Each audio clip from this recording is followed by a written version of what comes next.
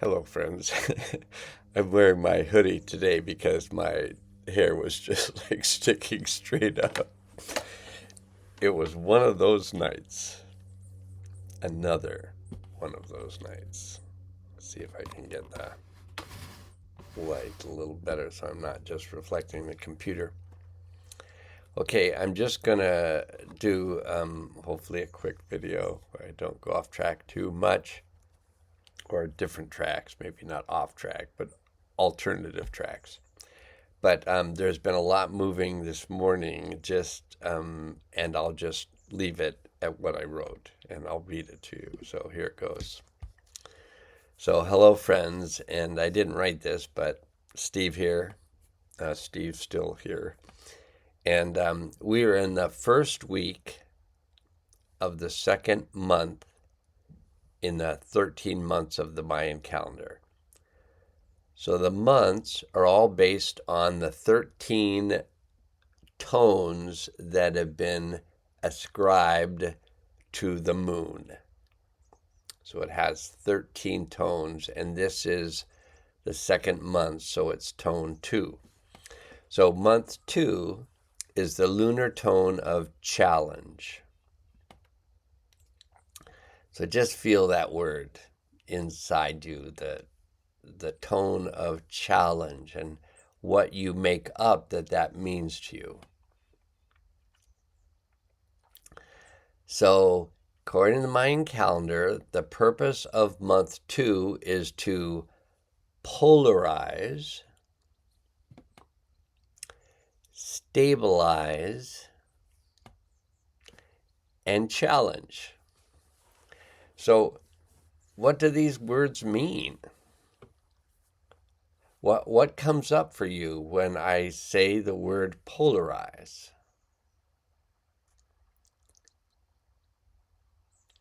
And typically, polarize means for many people to cause to divide into two conflicting or opposing groups. So that's the first definition that comes up now. And I don't think it was always that way, but it is now. It's a whole, and this is off but on, off course but on course. It is all the intention of whoever the powers that be are, and who really knows? We all have ideas about it. I would say it's whoever has the money or the powers that be currently, and even though the whole monetary system might be seeming to crumble, those who have the physical resources, the gold and the oil and the whatever else is considered to be valuable, they'll come out okay. They won't be making as many trillions of dollars a day as they were making before, but they'll be okay. So we don't have to worry about the 1%. But this whole idea of polarizing, getting the people to cause and divide as opposed to being one, is the perceived idea, divide and conquer, that idea. So if we wish to live in a world of oneness, which I do, and maybe you do, if you're watching my videos, you probably are choosing to live in a world of oneness, then we might want to look at what the word polarize means. So to cause to divide into two conflicting or opposing groups, that's what showed up first. But another meaning might be to recognize that the world is made up of polarities, and that polarities also hold everything in place. And a third meaning that I read when I searched this was to design so as to permit only light of a certain polarization. These thoughts led me to thoughts of an experience I've had in my healing work over the past month and my work is related to events of the past, unresolved events, karma, our individual experiences, our ancestral unresolved events, or the collective trauma that still remains in the land and trees and earth and physical bodies, which we are earth, where the original event took place and is now stored there. So it can be locational. It can be, where you're living, where you were born, what the energies were of that area that were unresolved that you incarnated into. Okay, so I have been finding that it is the light, either entering through the crown chakra above the head or through the seventh chakra located in the third eye, the forehead, the pineal gland. There's a quote, when thy eye be single, thy body will be filled with light. They're talking about that eye right there. It is this light that is resolving the past. There's golden light through the crown chakra, this silver white light through the pineal gland. Okay, so there were 3 words related to the purpose of month 2. So the first was polarize, the second is stabilize. And stabilize means to make stable or steadfast, to hold steady during change, to remain grounded to the earth,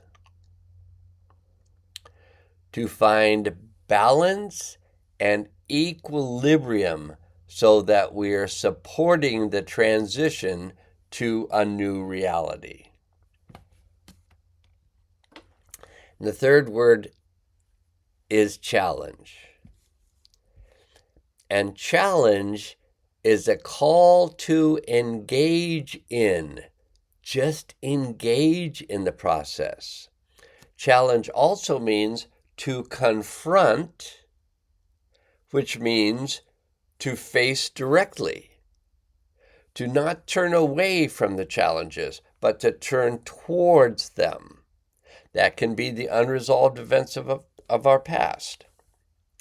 To confront or face directly. Challenge can also be a calling into question. Just going to leave it there for you to just sit with. A calling into question, a challenge. How about calling into question our beliefs? How about calling into question our behaviors? And how about calling into question our boundaries? These are the 3 ways that I've been taught that we can change, is through our changing of behaviors, beliefs, and boundaries. Challenge can also be, and I think this one's a really good one to think about, challenge can be a test of one's abilities or resources in a demanding but stimulating undertaking. And then, such as, adding this, the world changing.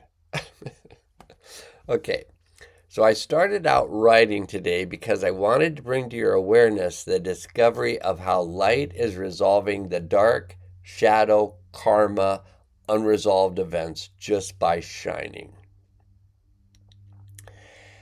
As I read the quote in the calendar, it says, right at the top of the Mayan calendar, month 2, it says, why is there so much darkness in the world? ? And then it answers, so we can find our light and shine it. And today is a very important day for many reasons. It's a partial lunar eclipse, a full moon, a magnetic dragon day, and a galactic activation portal day.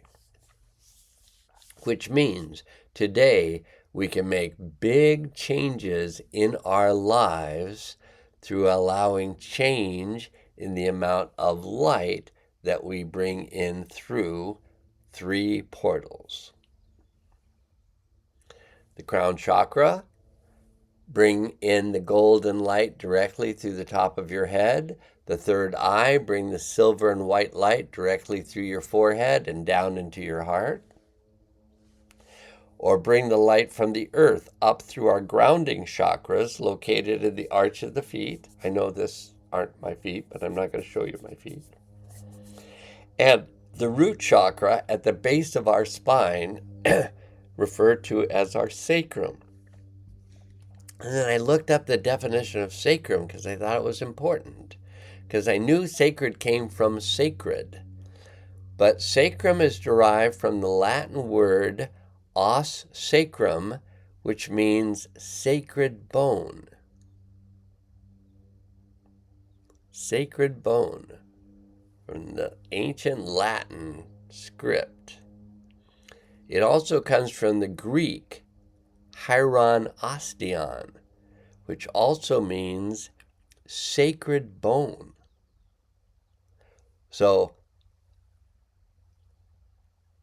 the Romans and the Greek were both aware that the sacrum is the sacred bone. That's the words for it are sacred bone. The sacrum is the root through which the Kundalini, sacred energy, prana, is transmitted up the spine. From the earth comes the light and energy which charges and changes the body and supports health and well-being. So today we might choose to focus on the light and see what of the past can be released and integrated for a new future coming. This was very fun. I'm going to tip my head down so I don't see my own computer screen. This was very fun to make this today, and I hope it serves you right by watching it, and I hope it serves you well as right. Okay, that's it. Steve, going to have a day. Another day. One day at a time.